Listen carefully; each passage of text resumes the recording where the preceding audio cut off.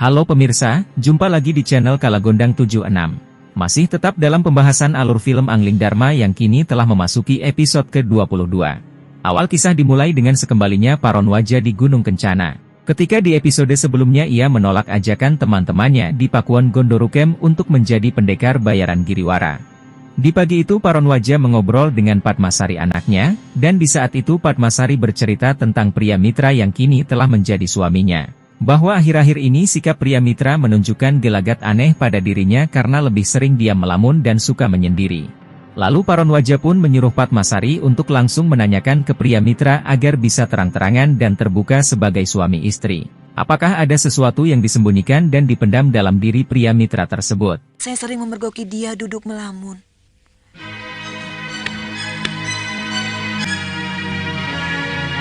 Dan dikala itu pria mitra sedang bersantai sambil rebahan membayangkan sesuatu dengan raut wajah yang tersenyum-senyum sendiri.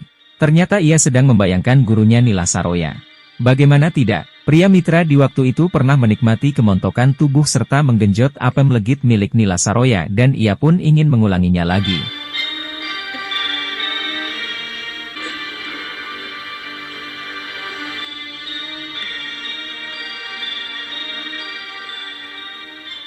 Bibi, aku kangen padamu. Pria mitra yang sedang asyik membayangkan penggenjotan itu, tiba-tiba didatangi oleh Padmasari. Ia ingin menanyakan langsung tentang sikapnya yang mulai berubah tidak seperti di hari-hari biasanya. Pria mitra lantas menutup-nutupi apa yang sedang dipikirkannya tersebut dengan berpura-pura ia mengkhawatirkan keberadaan Lokahita adiknya. Terus terang saya mencemaskan. Mencemaskan apa? Adik saya Lokahita. Bahkan saya tidak tahu di mana dia berada. Kakang bermaksud mencarinya? Itulah yang mengganggu pikiran saya. Saya kira istrimu tidak akan keberatan. Dan perpisahan semacam ini malah akan menyegarkan tali kasih kalian. Hingga pada akhirnya Paronwaja mengizinkan pria mitra yang dikala itu mempunyai alasan maksud dan tujuannya untuk mencari adiknya Lokahita.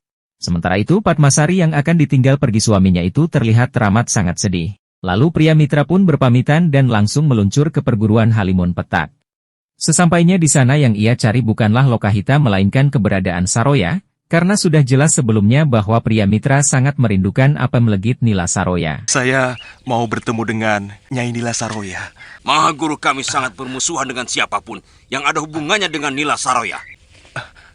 Maaf, apa ada yang tahu di mana dia berada sekarang? Saya sangat ingin berterima kasih sekali. Kami tidak ada urusan lagi dengan murid murtad itu. Ada yang pernah melihat. Dia berada di daerah Rawabangkai. Berguru kepada pendekar sesatnya Jurgandini. Terima kasih Kisanak. Saya mohon pamit. Setelah mendapati informasi bahwa Nila Saroya sudah tidak ada di sana lagi, pria mitra pun lantas bergegas pergi melanjutkan perjalanannya untuk mencari Saroya. Ketika tengah dalam perjalanannya pria mitra melewati kawasan Gondorukem. Dan tak disangka di sana ia pun bertemu dengan wanita yang juga pernah digenjot apemnya oleh pria mitra. Dia adalah Dewi Daneswara ketika pria mitra pernah menjadi asistennya di Kalinggapura tempo lalu. Panggil saja aku Nini, pria. Iya, Nini. Namamu bagus sekali, pria mitra. Bagaimana kalau kamu sekarang ikut ke rumahku? Dan pucuk dicinta ulam pun tiba pria mitra kini akan segera menikmati kembali apemnya Dewi Daneswara yang telah mengajaknya untuk bermalam dan menginap di rumahnya tersebut. Dan tibalah di waktu itu pria mitra pun langsung disuguhkan dengan paha Dewi Daneswara yang sangat mulus. Pria mitra pun lantas memijitnya dengan kelembutannya sedikit demi sedikit tangannya mulai meraba ke atas untuk menuju apem Daneswara. Hingga pada akhirnya nafsu birahi tidak dapat terelakkan lagi dan proses penggenjotan pun akan segera dilaksanakan.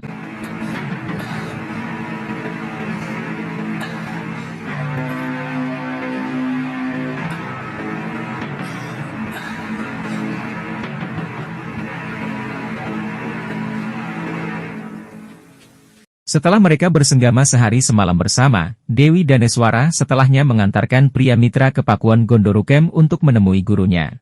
Karena keberadaan Saroya kini tengah ikut bergabung dengan anggota kakaknya Giriwara dalam menjadi pendekar bayaran untuk menyerang Kalinggapura. Dan pada akhirnya pria mitra pun bisa bertemu kembali dengan Nila Saroya, rasa rindu yang selama ini dibayangkannya kini terbayarkan sudah di sana.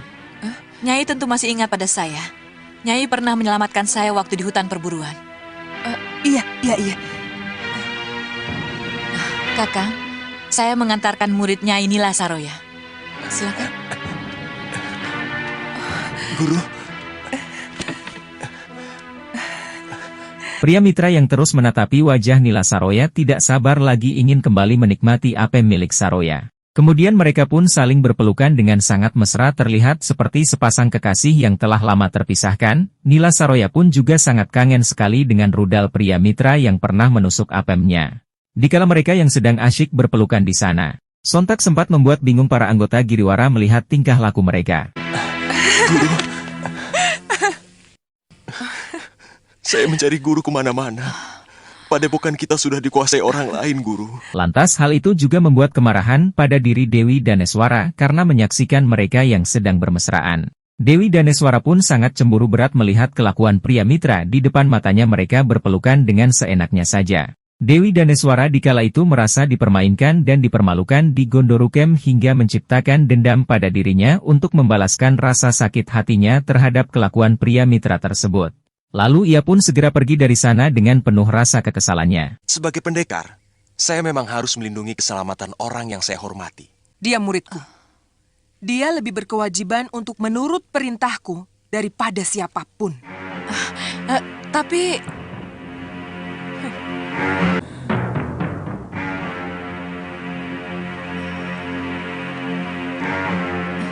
Setelah menggenggam rasa sakit hati yang begitu hebat, Dewi Daneswara kini sangat tidak terima atas perilaku pria mitra yang telah mengecewakannya. Pada akhirnya ia pun berniat mencari dukun santet yang sakti di daerah Gondorukem.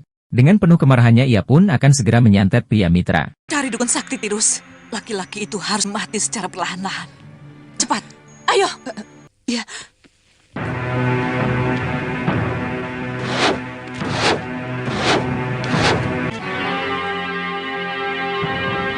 Setelah mencari-cari akhirnya Dewi Daneswara pun telah menemukan dukun santet yang sakti dia bernama Sukmagati. Tidak menunggu waktu lama Dewi Daneswara langsung mengutarakan maksud dan tujuannya untuk menyantet pria mitra yang pernah bersenggama dengannya. Dia akan ke Yungyun pada Nyai dan akan meninggalkan gurunya. Dan di saat itu pria mitra yang sedang akan beraksi untuk bercocok tanam bersama Nila Saroya, secara tiba-tiba serangan yang tidak kasat mata mengejutkannya. Hal itu pun membuat mereka gagal untuk melakukan adegan panas di atas ranjang. Silahkan pukul dengan ranting ini.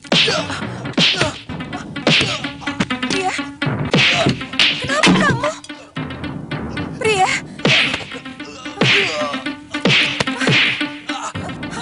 Nila Saroya sangat kebingungan menyaksikan pria mitra yang mengeluh kesakitan akibat serangan yang sangat misterius itu. Ada yang menyerang saya, guru. siapa? Secara gelap.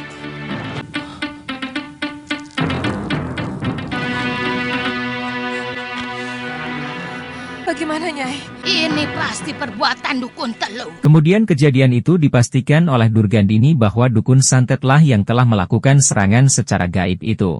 Setelahnya mereka pun memutuskan untuk mencari semua dukun yang ada di Gondorukem dan akan ditanyakan satu persatu. Bagaimana caranya? Kita harus mendapatkan orang yang bisa menunjukkan di mana adanya dukun teluh di daerah Pakuwon Gondorukem ini. Pemuda ini terkena teluh bulkain. Jiwanya dirantai oleh dukun yang membuatnya. Setelah mereka menemukan salah satu di antara dukun yang ada di wilayah Gondorukem itu, lantas mereka pun langsung menginterogasi dan memaksa dukun tersebut agar memberitahukan keberadaan dukun teluh yang telah menyantet pria mitra bernama Sukmagati itu. Merasa nyawanya terancam oleh Durgandini dan Saroya, lantas dukun itu pun langsung mengajaknya menuju kediaman Sukmagati. Di tengah perjalanannya pria mitra pun terus merintih kesakitan akibat siksaan Dewi Daneswara yang sedang melampiaskan semua kekecewaannya. Apa lagi?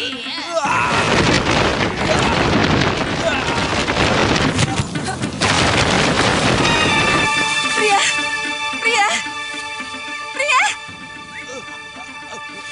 Sesampainya di kediaman Sukmagati, Nila Saroya pun langsung mendobrak tempat tinggal dukun itu dan langsung menghajarnya.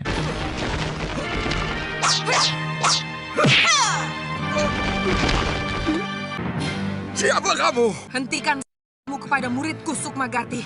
Nila Saroya dengan tegasnya menyuruh Sukmagati untuk segera melepaskan santet yang telah merantai jiwa pria mitra. Pria, ayo. Tahan, pria.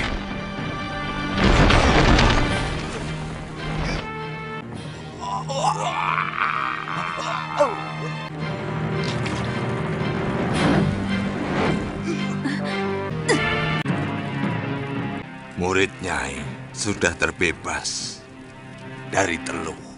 Siapa yang menyuruhmu? Ketika Nila Saroya memaksa dukun itu untuk memberitahukan siapa yang telah menyuruhnya, Sukmagati pun dengan keyakinannya tidak akan mau membocorkan karena hal tersebut adalah pantangan dari para dukun dan ia lebih memilih mati daripada harus memberitahu kepada Saroya. Akan tetapi pada akhirnya pria mitra sendirilah yang kena batunya ketika Sukmagati tertuju pada dirinya.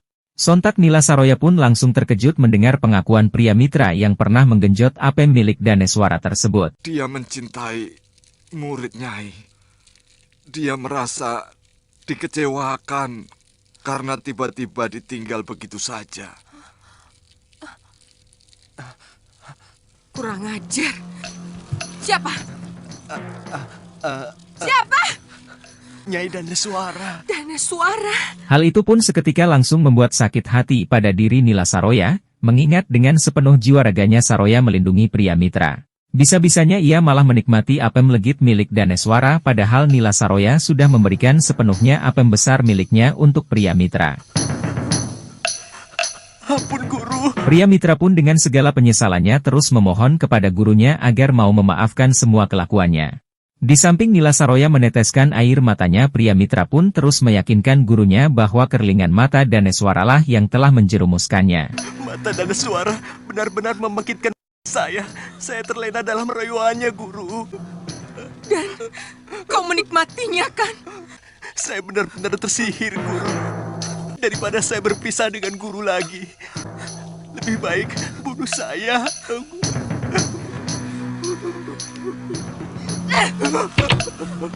Guru.